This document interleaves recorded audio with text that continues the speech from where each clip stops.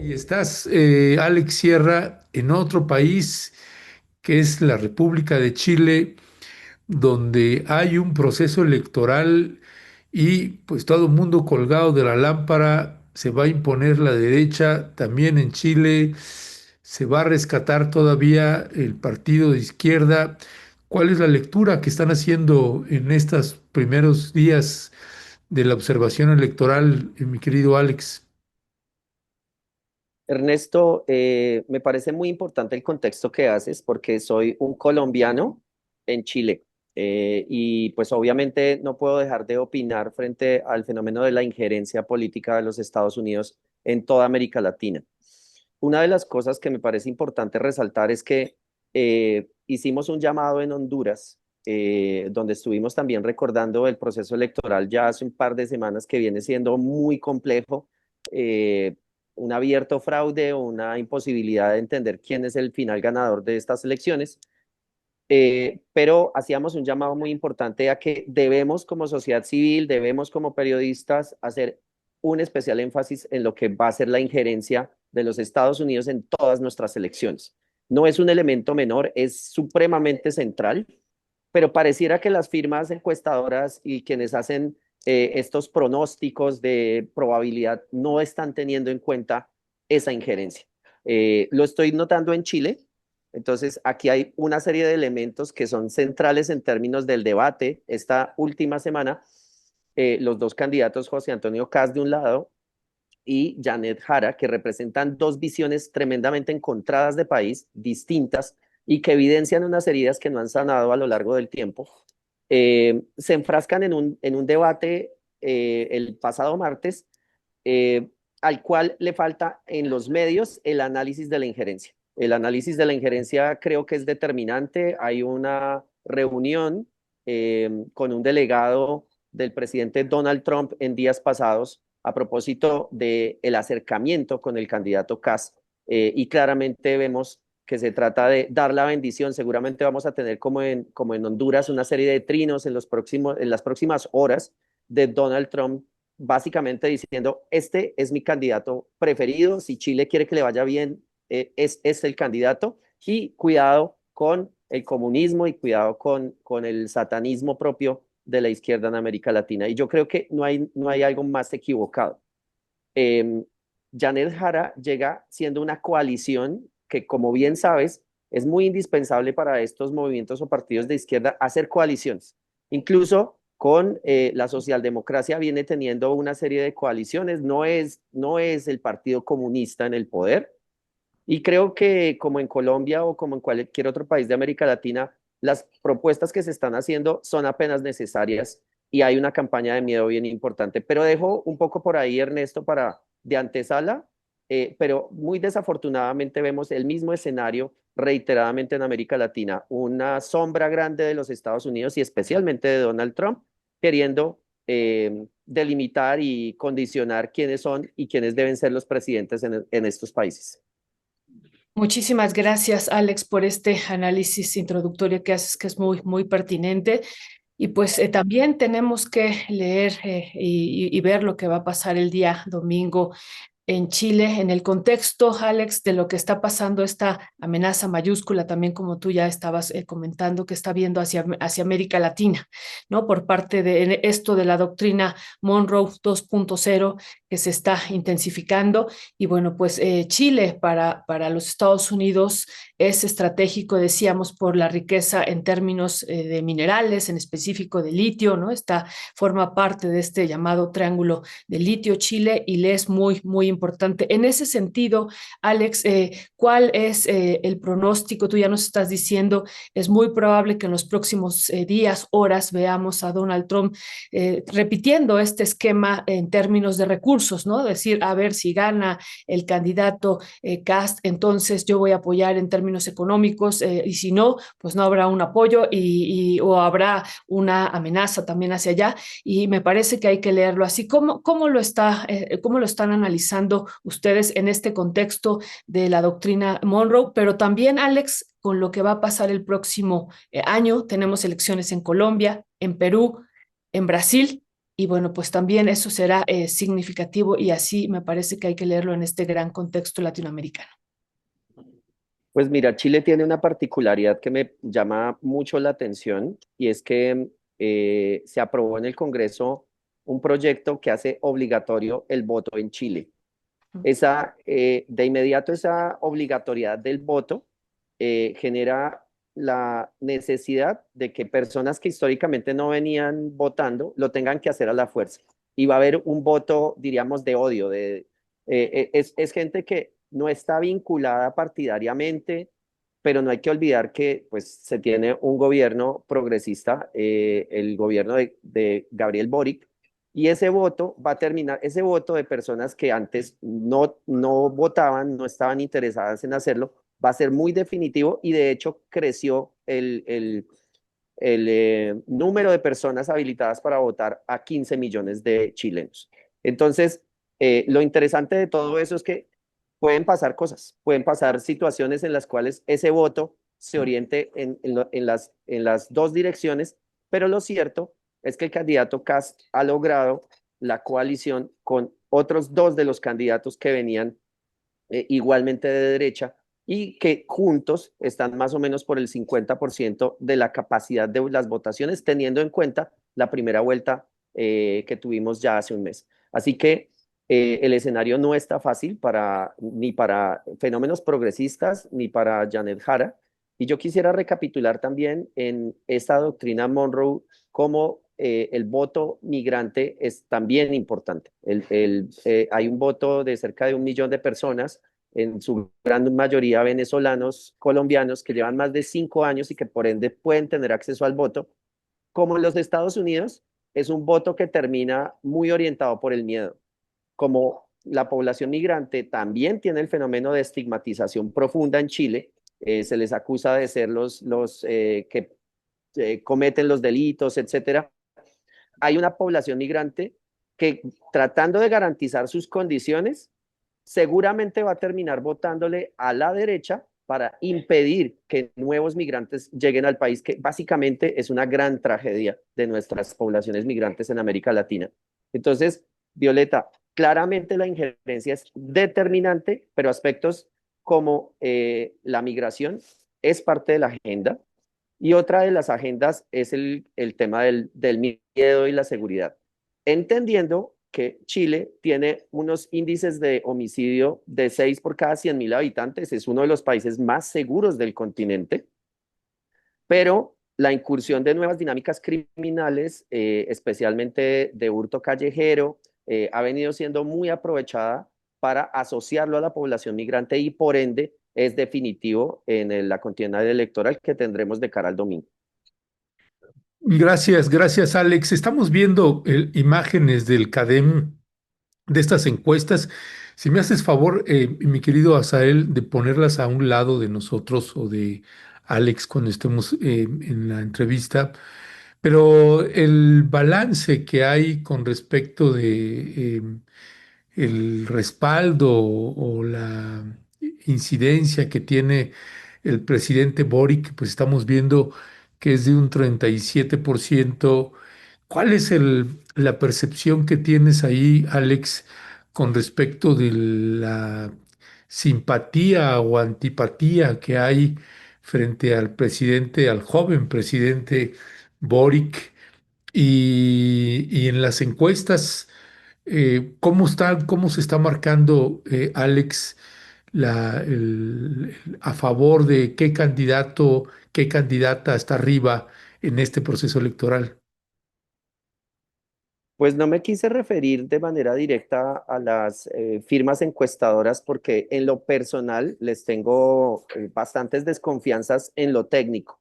Muy Y bien. CADEM no es una empresa consultora muy famosa, es una de las tres grandes empresas de análisis de mercadeo y datos que ha tenido bastantes también cuestionamientos en oportunidades anteriores. Entonces, ese contexto es importante, pero no vamos a obviar los datos. Entonces, lo cierto es que me parece interesante el análisis que se hace a propósito de los diferentes momentos del gobierno de Boric en los últimos años.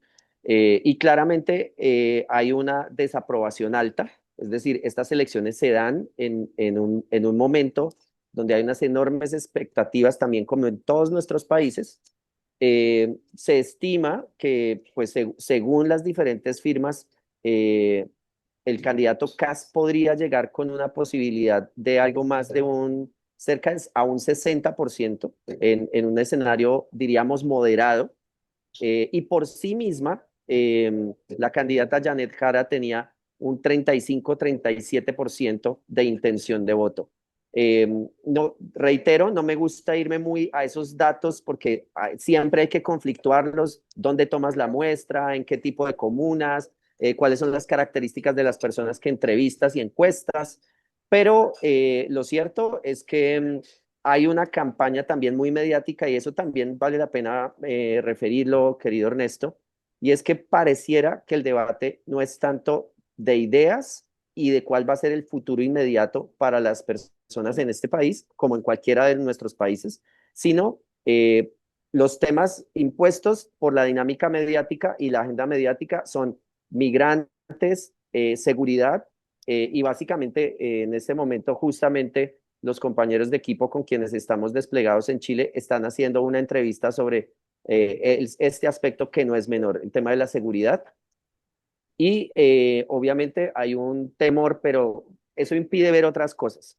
El retroceso de libertades y derechos, el retroceso de procesos sociales hoy por hoy muy vinculados. Yo al llegar a Chile de inmediato me encuentro con una economía muy estable, una inflación relativamente baja, eh, una posibilidad de ciertas prebendas sociales que, por ejemplo, en Colombia serían imposibles, un sistema de transporte masivo que, por ejemplo, en una ciudad como Bogotá no tenemos, un metro, y ese tipo de cosas no son menores, pero como que pareciera que se van familiarizando los votantes con estas situaciones y hoy por hoy el gran dilema es nuevamente los migrantes cometiendo delitos en las calles, por ende necesitamos imposiciones más serias, políticas más agresivas frente al control de migrantes, también entendiendo que tienen una baja presencia de migrantes históricos y que tienen una migración histórica importante en América Latina hacia Chile que valdría la pena contemplarla, pero sí hay una lógica de desinformación que hace muy difícil para los electores tomar una decisión ponderada en términos de cuáles son las personas que más les convendrían para un recambio justo ahora en Chile. Tu micrófono, Violeta. Perdón, porque acá tengo a mi perrito y lo silencié. Es muy interesante, querido Alex, lo que estás comentando. O sea, es decir, tú estarías, digo, ya ahorita nos comentarás, pero diciendo hay una estabilidad, una cierta estabilidad económica y entonces yo ahí te lo preguntaría, porque eso también siempre es muy importante, ¿no? Cualquier declaración que haga Donald Trump también en las próximas horas o días antes del domingo o el propio domingo durante el proceso electoral pues estará atravesada por la situación económica que están viviendo los chilenos y al parecer, esa es mi impresión, lo que tú dices, hay cierta estabilidad y un resultado positivo del gobierno de Boric en términos económicos, relativamente, ya nos dirás, pero lo que yo quería preguntarte en esta segunda pregunta de mi parte, querido Alex, es... Vemos, y también lo ha estado declarando la candidata Janet Jara, que hay una narrativa de que ella ya perdió, ¿no? De que ella, incluso con las encuestas, una y otra vez hemos visto y las vemos a nivel internacional, que le dan varios puntos de ventaja, algunas 10, otras más, menos al candidato ultraderechista, ¿no? Y ella, pues, ha salido a decir, después del último debate que hubo, pues, que esta es parte de una narrativa que se ha instalado y que se ha difundido. Y pues también eso es parte de lo que está transcurriendo y sobre eso te queremos preguntar. Ella también ha hecho un recorrido de cómo también se le había ya eliminado y finalmente pues ella logra llegar a la segunda vuelta a pesar de esta narrativa que persiste. ¿Qué decir sobre esto también, querido Alex? Yo creo, Violeta, que hay que conectarlo justamente con lo que te menciono acerca de ese voto obligatorio, ¿no? Entonces, se tenía de alguna manera muy perfiladas las campañas en periodos anteriores pero cuando tú obligas a esa gente que nunca vota o que no está interesada en hacerlo, a que tiene que hacerlo obligatoriamente, es una gran sorpresa. Y creo que esa fue también la gran sorpresa de Janet Jara, a mi manera de ver, al menos, por ejemplo, en los debates que le he estado viendo y el seguimiento que hacemos de medios, pues Janet Jara viene de tener un ejercicio de gobierno, hay que recordarlo dentro del gobierno de Gabriel Boric, que le hace tener una relación directa con las necesidades concretas del país. Y a mi manera de ver, en los debates ha sido mucho más asertiva en cuáles son las decisiones que en varias áreas debería tomar justo ahora un nuevo presidente. Mientras que la campaña del otro lado, de la derecha, está vinculada profundamente al miedo y a la desinformación. Entonces, estás mencionando algo que es muy evidente y muy valioso que lo recuperes, y es, de un lado, hay una sensación de decir, no, se nos viene el satanismo del comunismo, sin saber siquiera si se trata de un modelo socialdemócrata o apenas progresista. Y del otro lado, también la gran dificultad de poder posicionar sus mensajes en medios. Yo creo que sí hay una campaña corporativa muy evidente. El debate de esta semana, el análisis que teníamos con varias personas, es que justamente no se le da la oportunidad de desarrollar los temas, sino es básicamente un acorralamiento sobre una agenda que no la impone el candidato, no expresa sus ideas, sino es básicamente la agenda de miedo, de peligrosismo. Y vale la pena recuperar, Ernesto, también que lo mencionaba, la encuesta del CADEM, que siendo una encuesta, diríamos, modesta, moderada en términos políticos, sí hace unas preguntas interesantes, y es, ¿cómo se siente usted frente a la expectativa del futuro? ¿Es usted más optimista o pesimista? ¿Cómo ve usted su economía familiar? Y le hace esta pregunta también a las empresas. Y cuando uno mira, lo interesante es que ellos comparan los 3 periodos de los últimos presidentes, incluyendo a Boric, a Michelle Bachelet y a Sebastián Piñera, y a Boric no le va nada mal. O sea, se posiciona la gente en un 59%, dice, tengo una expectativa esperanzadora al futuro, la economía está mejorando, con todas las dificultades que obviamente tienen comparar 3 periodos presidenciales, pero yo sí creo que hay una campaña, de una narrativa enfatizada en que Janet Jara no era parte de los presidenciables, ella fue una sorpresa increíble en la primera vuelta, y eso hizo que nosotros estuviéramos acá, porque no es tal que la derecha va a aplastar arrolladoramente, porque efectivamente, si llegan a la presidencia, llegan mediante una coalición de derecha y de extrema derecha. 3 candidatos sumándose frente a una persona que en un primer momento los venció a todos. Entonces, creo que es un escenario bien interesante. Yo creo que con todas las circunstancias es optimista, lo que puede pasar este domingo, y pues las cartas están jugadas. Pues Alex Sierra, muchísimas gracias por tomarnos la llamada. Sabemos que están ahí con varias entrevistas y demás. Eh, ¿Cuáles serían entonces ahorita los planes para estos días de la elección? Y a ver si podemos tener un enlace, pues este domingo también con ustedes, Alex, para ver cuál es el balance que están haciendo.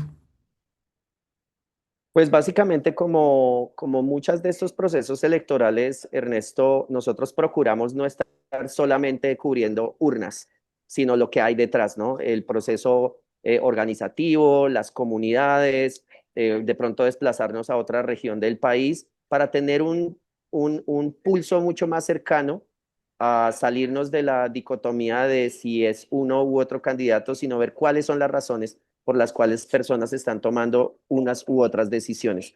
Tenemos una serie de reuniones muy interesantes porque Chile tiene, yo decía, esos dos extremos son un extremo de tratar de salir de una histórica situación de arbitrariedad enorme que la tiene Chile, de una impunidad, de una dictadura que todavía hoy pesa de manera importante y que sigue siendo parte del debate. O sea, la derecha está proponiendo, amnistías a personas que hoy por hoy están en sus últimos años después de haber sido condenados, y eso vuelve a herir, susceptibilidades a propósito de la cantidad de desaparecidos, del estallido social que tuvo Chile y que lo posiciona como el país con mayor cantidad de personas heridas en los ojos y que perdieron los ojos a propósito de la represión policial. Y esos temas siguen estando sobre la mesa. Pero más allá de eso, la necesidad de programas, proyectos sociales que permitan a la gran cantidad de chilenos y chilenas ser parte de la mejora económica para el país, pues es definitivo. Y de fondo, el escenario que no es menor que planteaba Violeta, además, del extractivismo, de la búsqueda de Estados Unidos por hacerse a gobiernos títeres con los cuales pueda tener una posibilidad privilegiada de acceso a recursos en mejores condiciones, como el litio, que no es menor, pues hacen parte de la agenda, porque también es parte de la disputa en territorios como donde habitan los mapuches, donde justamente el debate es si lo que se quiere es territorio para la vida y para la persistencia de pueblos originarios, o estrictamente extractivismo y más empobrecimiento. Yo creo que eso es lo que está sobre la mesa y estaremos muy abiertos, Ernesto, ya por privado, para que coordinemos todas las acciones y podamos hacer la mejor documentación posible para ustedes desde México y que podamos amplificar el mensaje a los países de América Latina. Entonces, de verdad, gracias por la invitación. Muchísimas gracias, Alex. Gracias a ustedes que están haciendo esta cobertura ahora desde Santiago de Chile. Y bueno, pues estaremos buscándoles y contactándoles. Y por lo pronto te agradecemos muchísimo y le comentamos a la audiencia. Alex Sierra es integrante del Centro de Estudios Sociojurídicos Latinoamericano, el famoso CESJUL. Fuerte, fuerte abrazo y seguimos en comunicación, Alex. Muchas gracias. A ustedes, gracias. Un abrazo. Fuerte abrazo, Alex. Estamos en comunicación.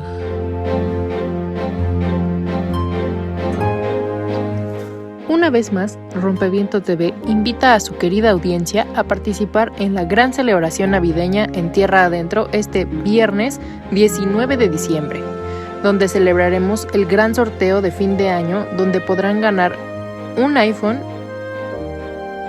una computadora Mac y una bicicleta muy especial, participando al número que aparece en pantalla. Tu solidaridad nos hace posibles. Celebra con nosotros y gracias todas, gracias siempre.